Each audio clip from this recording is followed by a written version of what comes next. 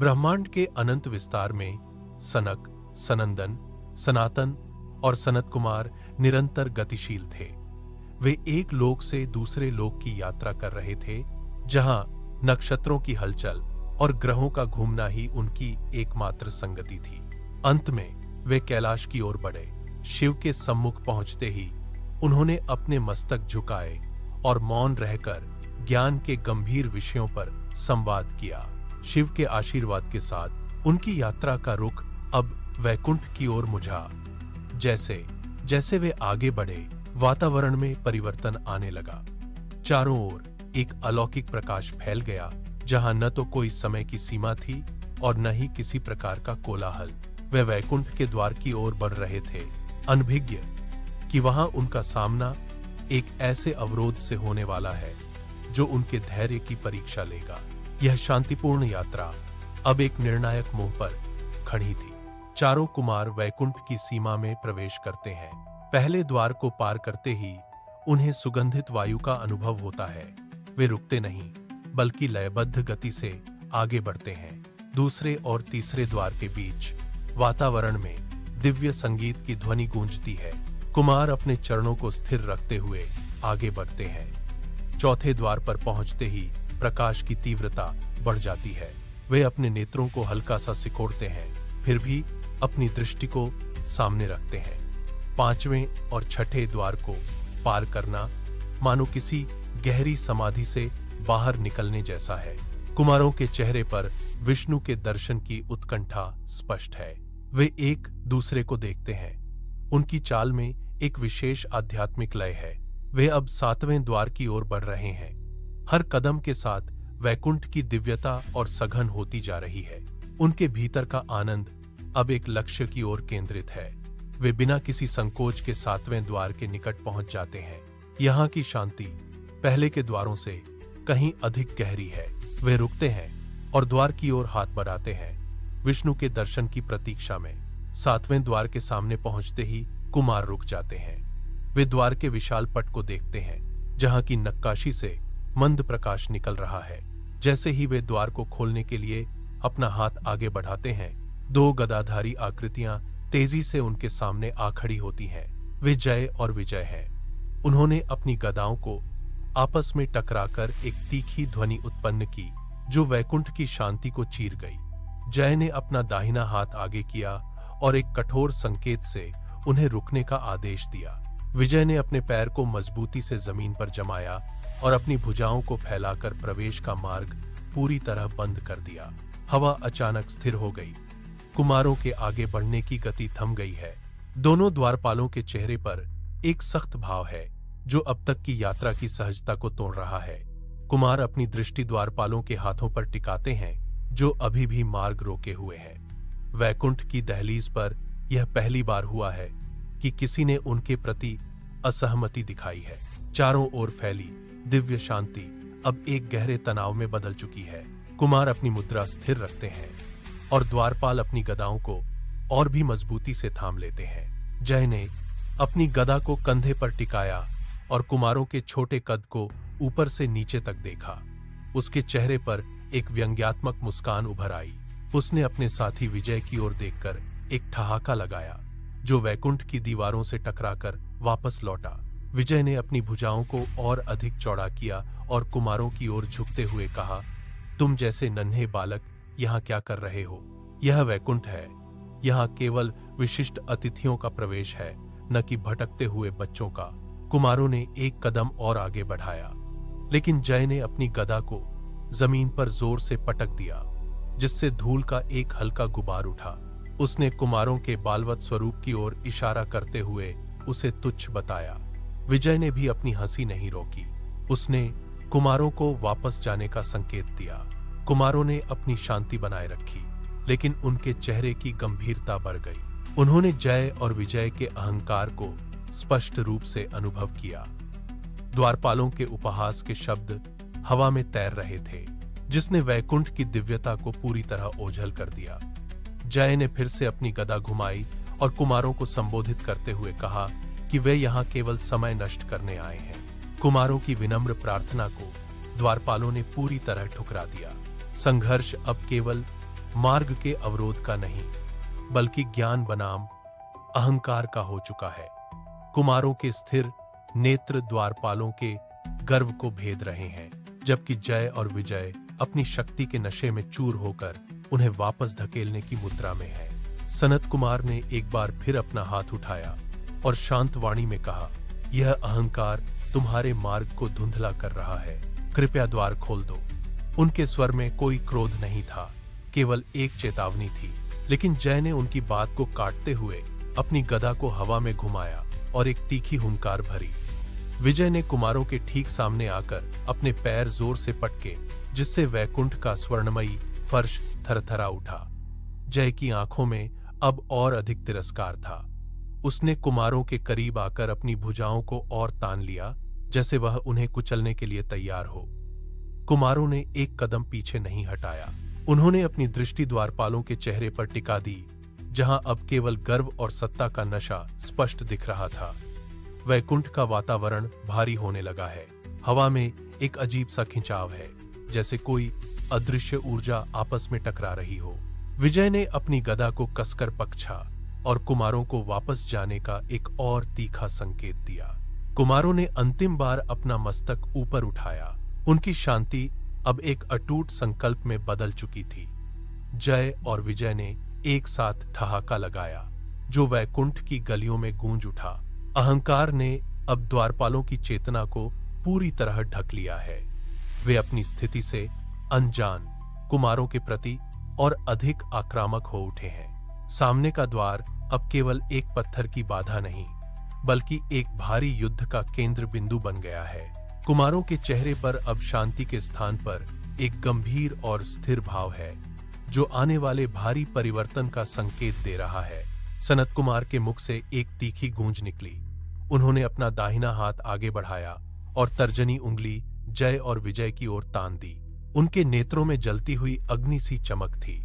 उन्होंने स्पष्ट और कठोर शब्दों में कहा, तुम्हारी यह उद्दंडता ही तुम्हारा विनाश है। तुम वैकुंठ के द्वारपाल होकर भी सत्य से अनभिज्ञ हो, अतः तुम इस स्थान के योग्य नहीं हो। कुमारों के मुख से श्राप के शब्द निकलते ही वैकुंठ का वातावरण पूरी तरह बदल गया। आकाश में कनकताहट हुई और जय और विजय के शरीर का दिव्य तेज अचानक फीका पड़ने लगा। उनके हाथों से गदाएं छूटकर फर्श पर गिर पड़ी। उन्होंने अपना संतुलन खो दिया और घुटनों के बल नीचे झुक गए। उनके शरीर से निकलने वाली आभा लुप्त हो गई और वे अपनी शक्ति को ढहते हुए महसूस करने लगे। जय और विजय ने चिल्लाने का प्रयास किया, लेकिन उनके कंठ से शब्द नहीं निकले। वे वैकुंठ की सीढ़ियों से नीचे की ओर लुकने लगे, जैसे कोई भारी बोझ उन्हें पृथ्वी की ओर खींच रहा हो। उनका गौरव मिट्टी में मिल गया। वे अंधेरे के गर्त में गिरते जा रहे थे, जहां से वैकुंठ की सुनहरी चमक धीरे धीरे ओझल हो गई। द्वारपालों का शरीर अब नश्वर सा प्रतीत होने लगा था। वे एक झटके के साथ वैकुंठ की सीमा से बाहर फेंक दिए गए। वहां केवल सन्नाटा रह गया और कुमारों की स्थिर दृष्टि उनके पतन को देख रही थी। द्वारपालों का अहंकार पूरी तरह टूट चुका था और वे अब अपनी नियति के चक्र में फंस चुके थे। वैकुंठ की शांति भंग हो चुकी थी। अचानक सातवें द्वार के भीतर से एक तीव्र प्रकाश पुंज बाहर निकला, जिसने अंधकार को चीर दिया।